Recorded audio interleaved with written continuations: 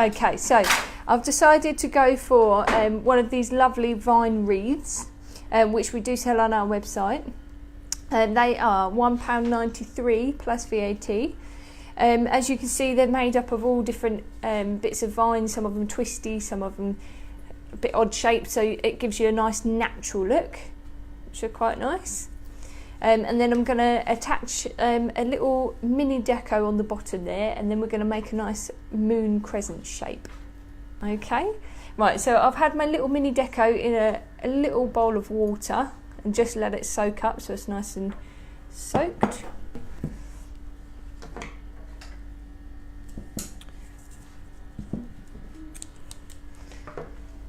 Right, so I think I'm going to use this side because they're a little bit thinner that side, so a little bit fatter at the top there, so I think I'm going to go for the bottom. So your mini deco comes with two little brackets each side, and they do come with a sticky bit at the bottom, so if you're using it in on something that you can stick it to that isn't going to be like underwater or anything, then you can use the sticky side. But with the wicker wreath, that's not going to stick to anything, so I'm going to use the two little anchor bits at the side and attach it that way so it's nice and secure. I'm going to try and put, yeah, that will go through. I'm going to do a couple of little bits of string each side.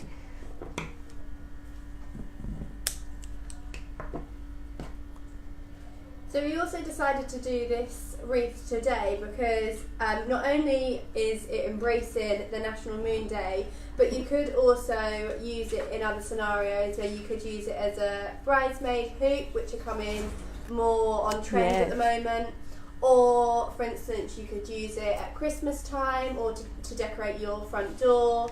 Or you could just do it throughout the year. So we just thought it would be quite an on-trend design to create. Yeah, there's lots of different uses you can use it for, which is good. Some people think that wicker wreaths and things are just a Christmas thing, but you can do quite a lot more now with them, I believe. So, okay, so what I've done is I've tied it with a little bit of string, and then I've just reinforced it with some wire as well, just so that it's nice and tight on there. And it doesn't matter too much about the mechanics that you can see there because you're going to be covering it with flowers anyway, so I'm not too worried that you can see the wire.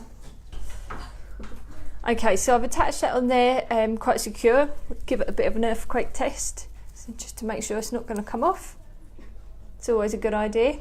Right, so we've got a lovely little selection of flowers here today.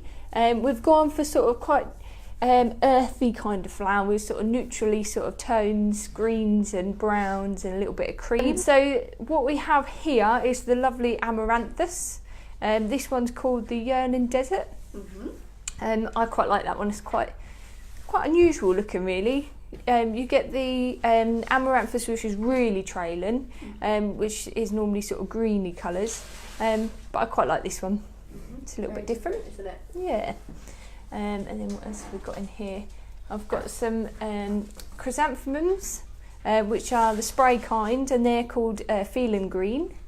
That's something that I tend to use quite a lot. I love the colour of those and the shape as well. They just offer a different sort of texture, which is quite nice. And then we've got carnations. These ones are the green goblin. Carnations are one of my favourite flowers. You get so many different varieties and colours now. I think sometimes the carnation's a little bit underrated, really. It sort of comes and goes with the fashion. But I do love a good carnation. And then we've got spray roses. These are a lovely creamy colour, and they're called Cream Garcia. And they come really lovely size heads, those ones. Quite suitable for things like corsages and buttonholes and things like that, because they're nice and dainty. Also really good for hair flowers because they're quite small, and you get quite a lot of stem heads on a stem, which is quite nice as well. And then we've got some Eyngium, and this one is Sirius. Okay, Still brushing up on all my Latin names. So Eyngium's really lovely as well. That gives you that really spiky sort of look, which is sort of along our theme as well for the moon and sort of stars and all that sort of thing. Matching in together. Inspired. Yeah. And then we've got the Majesty. Nice shape, yeah. And that's sort of starry-like as well. And then this one is Cotinus, which is the green fountain, this one. So it's got that real sort of fluffy look to it. It's quite soft actually. It's not one that I've used very often, but it's nice just to have a little something a bit different, add another texture. That's everything now. I think that is. All my mixture I chose for you. And a lovely mixture it is. Thank you very much. Okay, so I've also got some of these lovely pheasant leaves. Feathers. They're not leaves, they're definitely feathers. Okay, they come with a nice height, nice shape, and the pattern's really lovely on those. And then we have the Pennisetum, thank you very much. They're really lovely and fluffy, very soft as well, and they're really good for the shape we're going for today. And then also we have a few poppy heads, just to give you an example of something a little bit different. So not like your normal poppy that you would look at, but they offer something a little bit different. Okay, so I'm going to start with the shape. I'm going to go for the pointy ends first and then work my way into the middle. So I'll do a little bit and then I'll come back to you to show you. And like Laura said earlier, you can use these wreaths for a lot of different things. Bridesmaids are a bit more of a popular choice at the moment to have the, what do you call them, like circlets or bands or... I'd say hoops, to be fair. Hoops, that's the better word. Yeah, they're quite in the fashion at the moment to have a hoop, which is quite nice. It's quite different. I think a lot of brides are more so edging towards doing something unique and doing something slightly more original. So yeah, I think the hoops and things like pomandas, they're all really popular at the moment for weddings. Definitely. Out of control. It's just nice to have something a bit different, I think. Just to think outside the box a little bit, have something slightly different to what normal people go for. I'm just putting a little wire in there just to hold the end into the shape that I wanted it to be. I'm going to put one on the other side as well. And these mini decos, even though they're quite small, they do hold quite a lot, which is quite good. So don't be afraid to sort of have something a little bit smaller, because it will still hold quite a lot of flowers. Okay, so I'm starting to build up my crescent shape. So the Eyngium that Nat is just using at the moment, what she's mentioned, so it was Sirius, Sirius Questar. It's a really nice kind of greeny, silvery colour tone, as you can see. It just adds a really lovely texture and a little bit of interest to the arrangements. And as well, it's really cost effective because you get about 3 to 4, well, even 5 per stem. Yeah. So it can be... So you don't actually need to buy too many if you're making slightly smaller arrangements. Yeah.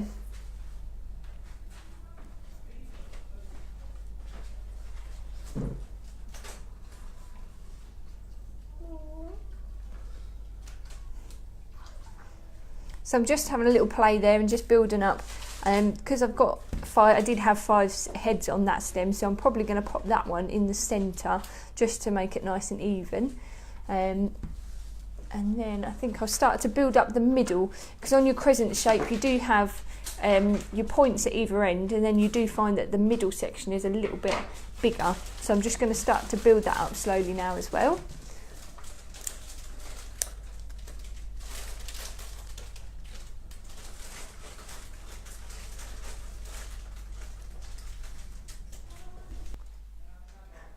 So you're sort of starting to build up that shape. I've stayed quite thin on the edges for now, and then I'm going to build up the middle, and then I'll probably bring a few more bits round. Right. So the cream gusset would be quite nice to put in the middle there, I think, just to give it a little bit of... We've got quite a lot of dark sort of foliage there, so just to have that little bit in the middle will sort of bring a little bit of light to it.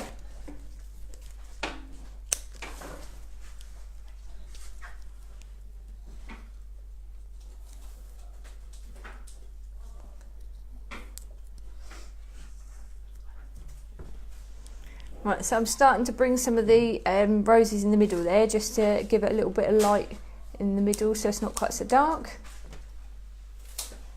Lovely. Like I said before, don't worry about moving things around and deciding, oh, that doesn't look quite good there. You know, you can play around with it until you're happy with it. Yeah, don't be afraid. I think a lot of people are quite that fragile and with flowers. Yeah. I think most people think that they're so delicate looking that you can't handle them too much because you will end up damaging them.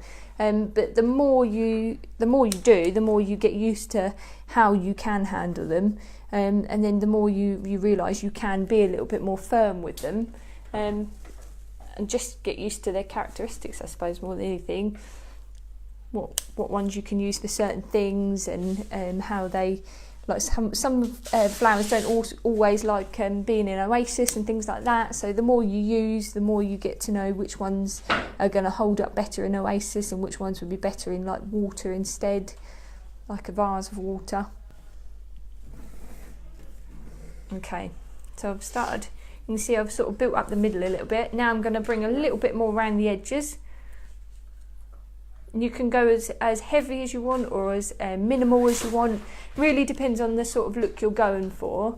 So like we said earlier, if you wanted a hoop for a bridal bouquet, like bridesmaid bouquet, you could go for more roses and lisianthus and things like that and make it quite full. Or you could go for really sort of heavy foliages and make it quite a solid look.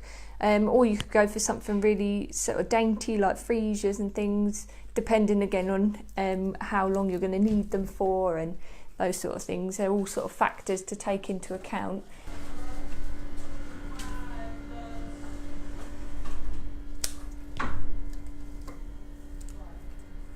Like I say, you can just play around really. Keep going until you're happy with it.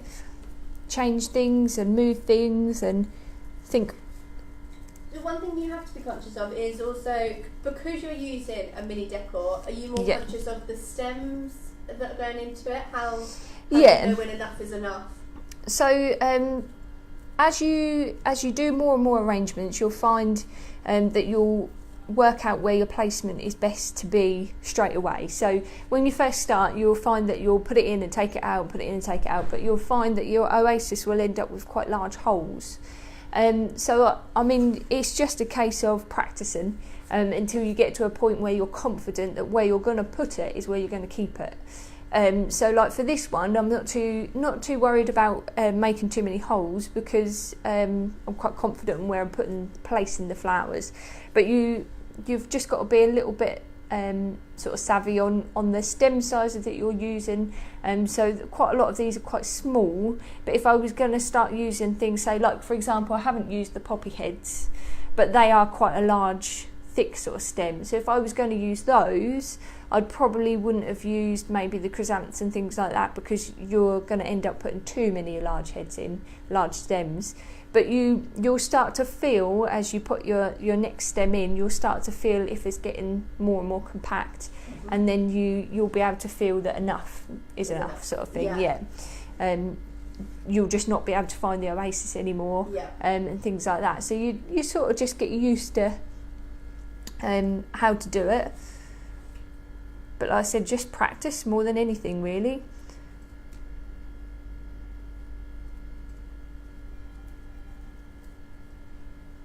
And I mean, you can always try with sort of silk flowers if you wanted to have a go, but you didn't want to go down the fresh route, just in case, if you just wanted it purely for practicing.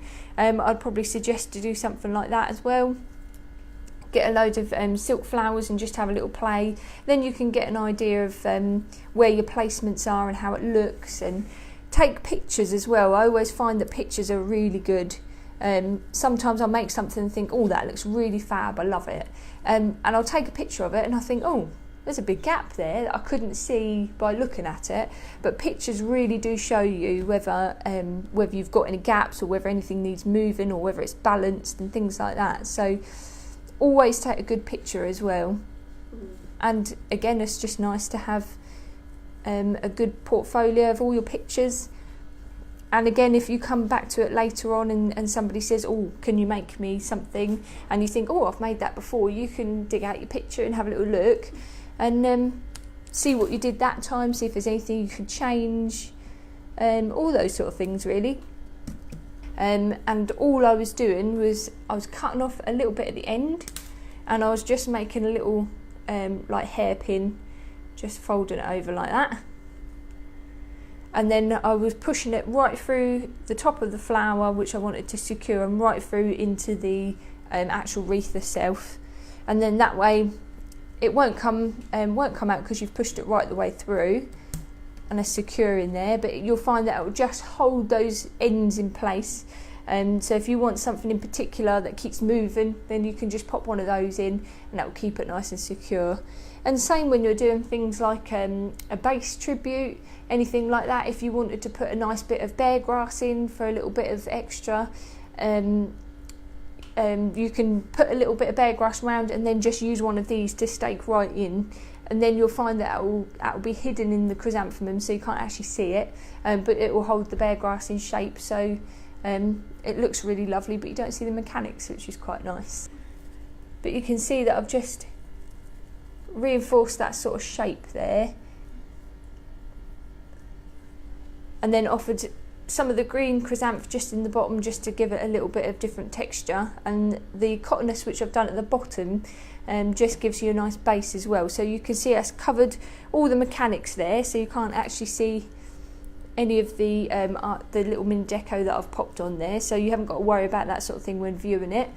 And I think that's probably all I'm going to pop in there. That's lovely. And what we're going to do to finish? So to finish, I think I'm going to use a nice bit of ribbon. I'm just going to move that one. Let's get on my nerves, that one. There we go.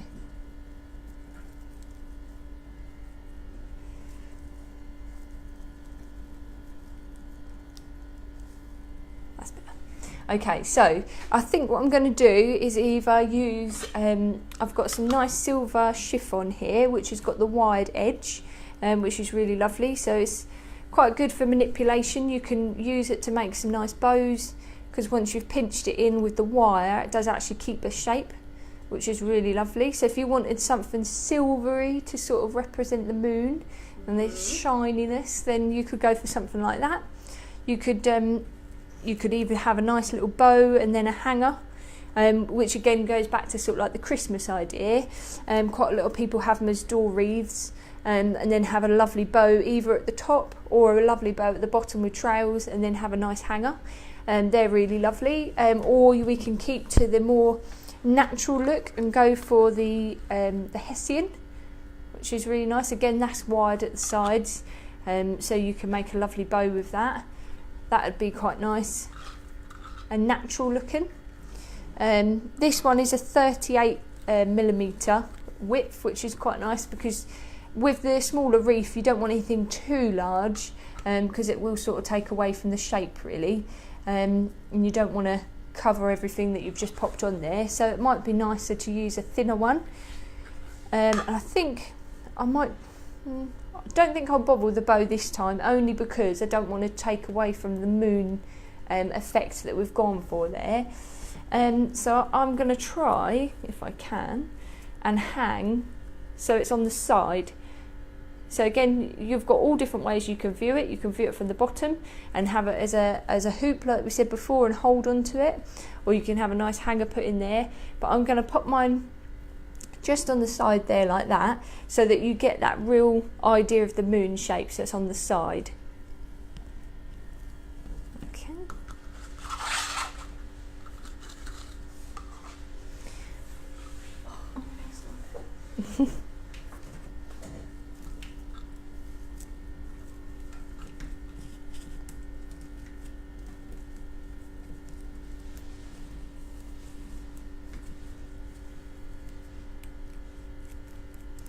Want a nice sharp pair of scissors to cut through your ribbon. We always try and keep a normal pair of scissors for floristry work, for cutting your stems and things like that. And then in the floristry room we do normally have a separate pair of scissors for your ribbons, because if you're doing anything like bridal bouquets or anything like that, if they've bought in fabric for you from maybe the bridesmaids' dresses and things like that, the last thing you want is to cut into it and either damage the material or make it fray or anything like that. So just a little tip, it's always a good idea to have a spare pair of scissors just for ribbon and things like your cellophane and things like that, because you don't want to end up with rough edges on something that should be quite neat. So I think I'm going to go for quite a simple look there. I think I'm just going to tie it at the top. Because there's not much to the wreath at the top there, if you try and put anything through, I think it's going to take away from the shape. So I'm just going to keep it quite simple and tie it at the top with a little bow. Like so. And then I'm just going to cut off the top so it's nice and neat. And again, because you've got the wires and everything in there, you just have to be careful that if you're doing it for a bridal bouquet or anything like that, you need to make sure that you actually cut the wires, because the last thing you want is for them to hold the bouquet and find that they're stabbed in the fingers with some wires. So I'll show you how to do that as well. So in the side of the wire, or side of the ribbon, sorry, you have individual little wires, and what I tend to do is just pull your wire out ever so slightly like that, snip off the end and then pull it back through again, and then you'll find that that end hasn't got a wire in there, so it doesn't end up stabbing your fingers. Another little tip. Good tip. Okay. Yeah, and again, now because I haven't tied it or anything, if I decided actually I would like it more at the bottom or more at the side, you can just move it along and change where you've got it. Have it like that side instead.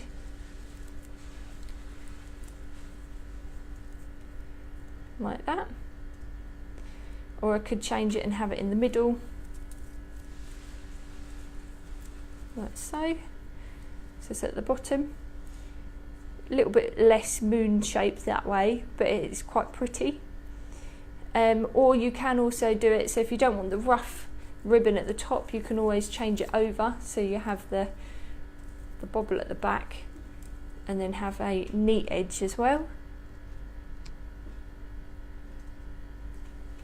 So there's quite a lot of different possibilities you can do with that one.